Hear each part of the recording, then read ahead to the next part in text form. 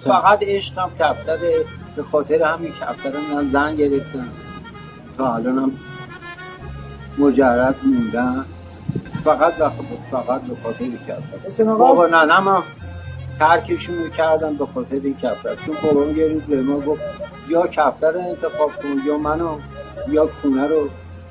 گفتم من کفتر رو انتخاب کنم. از 20 سالگی اصلا از اینا جدا شدم، تنها زندگی کردم تا الان. ما به خاطر کفتر برگشتن رفتن آلمان. تو برگشتین آلمان تشریف بردین؟ یعنی فقط به خاطر کبوتر برگشتین؟ من هیچ 10 سال 18 سالم بود بابام فرستادم اونجا با عرض دولتی فرستادم اونجا. 2 ماه بیشتر نتونستم بمونم خونه. همش هم نامه که میدم این 2 ماه کفتر فقط سفارش کفتر رو میکرد.